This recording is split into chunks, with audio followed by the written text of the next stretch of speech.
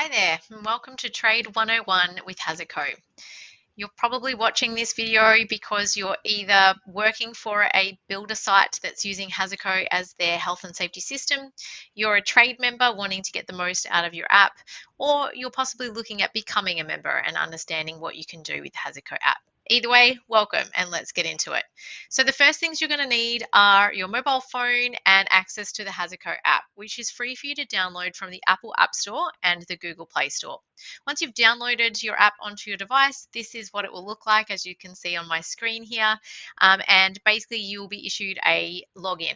If you've not created your login yet and you're a free user, so working for a builder site, you can just click on the create free account icon down the bottom and fill in your details.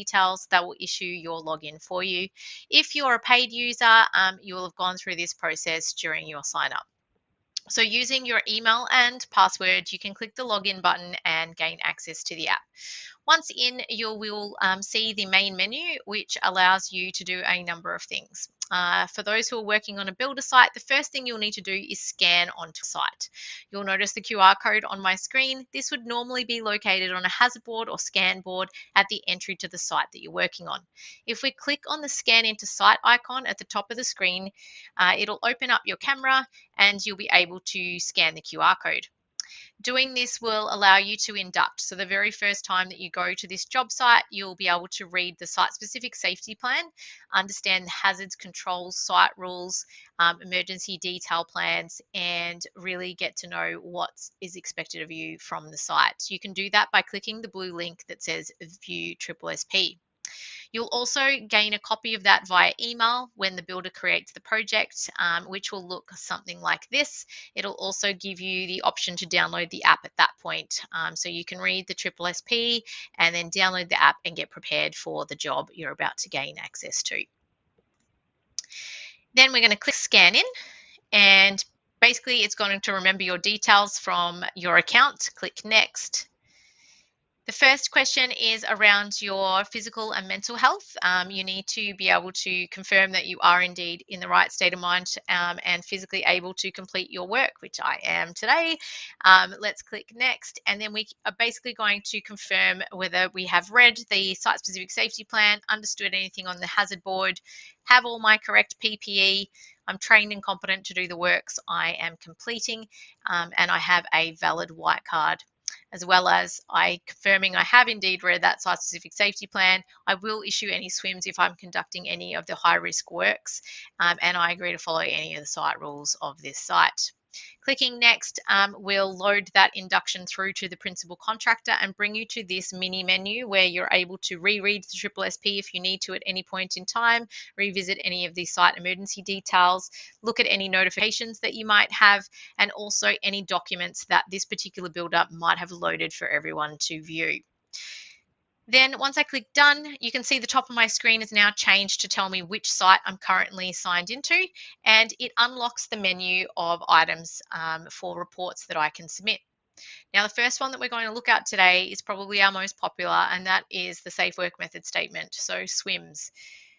Basically, this can be used by our paid members, and it can also be used by free members who are working on a builder site. By clicking into the menu, you'll have the option to either use a preloaded template or to create a SWMS from scratch. So today we're going to use a template, as that's what majority of our members will do. HazardCo provides 25 preloaded templates with regards to residential building that are all editable in real time. Today we're going to select framing as an example. Once you've clicked on the activity that you'll be completing and wanting to complete your SWMS on, you click the use button, and this allows you to make any adjustments as necessary. Now,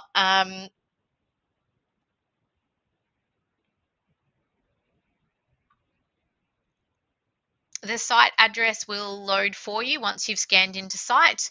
However, if required, you can manually edit if you are a paid user. All your other details are in there, and it's just the work activity that you need to specify exactly what you're doing, and then clicking next.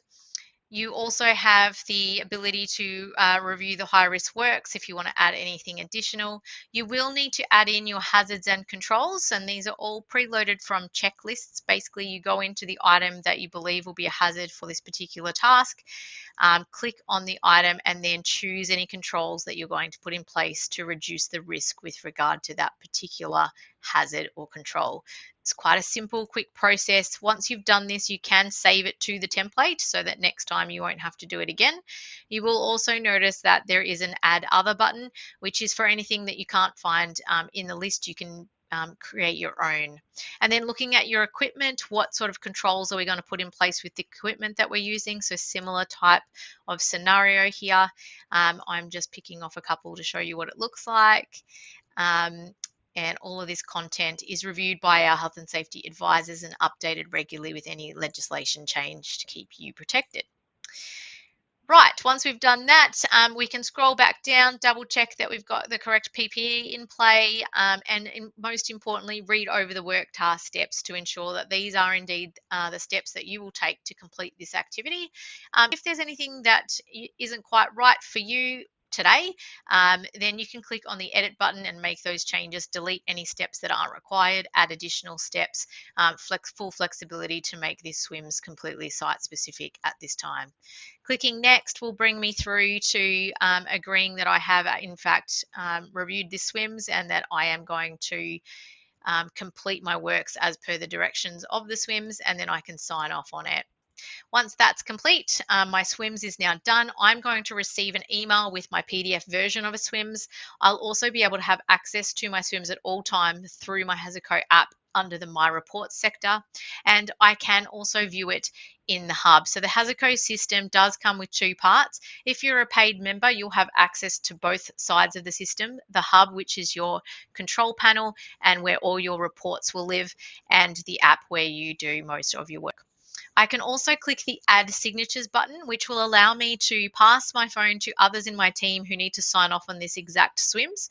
If I'm a paid member, I can use the My Team option, which will email a notification and send a notification through my app to other people in my team who may not be on site right now, but do need to review and sign off on this particular swims. And that's it. It's as simple as that to get your swims created, all from your back pocket, or within a couple of seconds. So down the bottom here, you'll see My Reports. This is where you'll see all of your created, submitted draft documentations, segmented out to make it easier for you to find.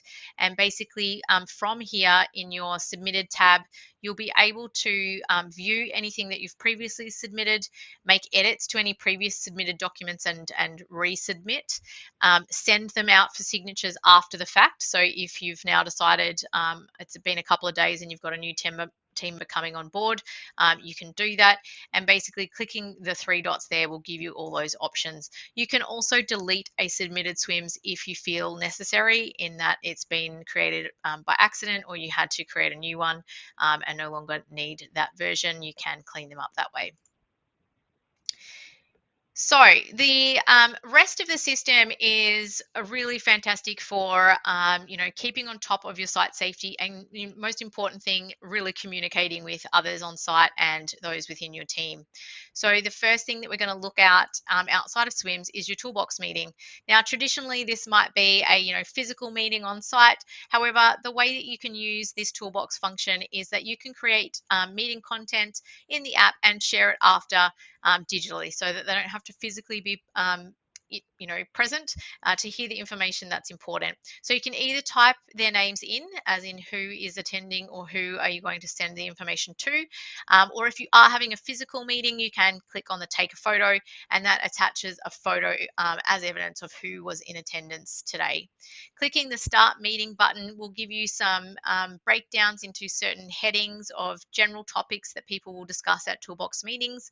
You don't necessarily have to discuss something in every topic. You may only choose one topic. You will need to have some notes in the Toolbox meeting for it to submit, and you can either do that by typing or you can use the microphone and dictate. So if you've got a fair bit to go through, that can be a great way to be more efficient. Once you're done, click submit, and basically that will send you an email which you can forward on to others if required.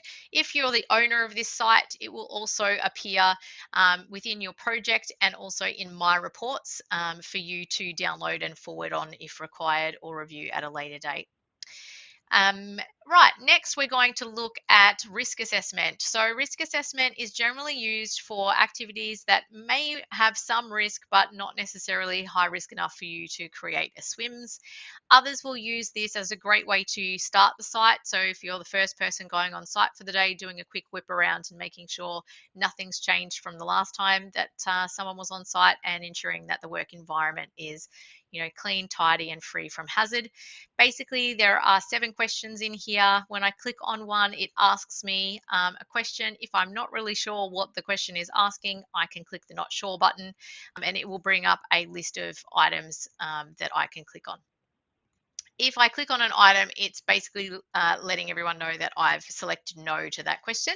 Essentially, you want to see green. So you want to see all 7 questions answered with a green. You can write a comment and take photos as photo evidence.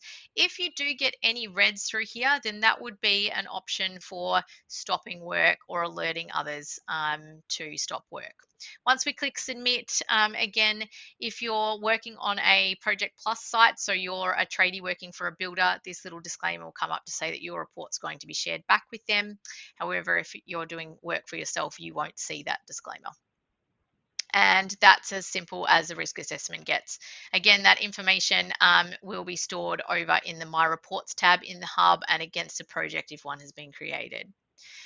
And the last one that we're going to go through today is reporting an incident. Super important to understand how to do this. It is law that all incidents are reported and held in a register. Reporting via the app actually creates the register in the background. So in the hub, you'll see the incidents tab here where all of the app reports are sitting. This also notifies the owner or site supervisor of this site that someone has been hurt or that someone almost got hurt in the event of a near miss. Basically, you need to fill out who was involved, what type of incident was it, what type of treatment did they receive, and a base description of what happened in that incident. When I click on the hub, you'll see a example of what the incident will look like on completion.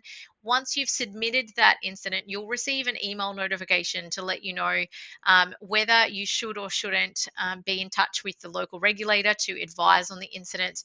And also you'll get a call from our advisory team. So our health and safety experts do call out on incident creation to double check that you and your team are okay, to see if you require any support, and to give you some advice on whether in fact that incident does require notification to the regulator. So we're here to help you through the process. But here you go. Here is the register. This is one I created earlier, and you can see the debrief of exactly what's happened on that incident there.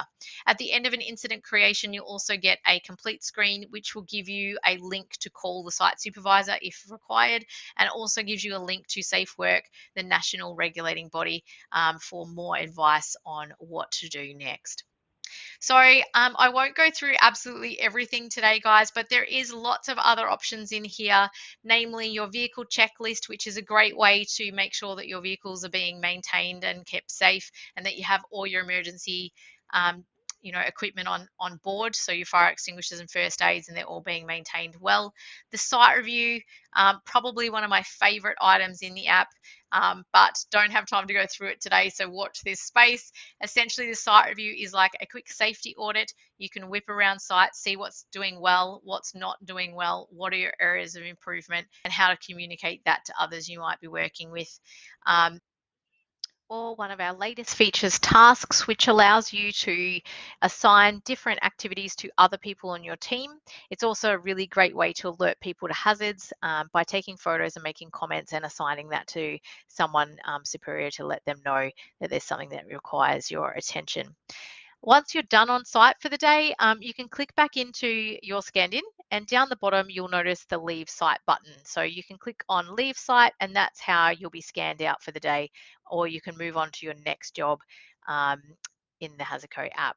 So thank you so much for your time today. I hope this has been of some benefit to you in understanding some of our top features.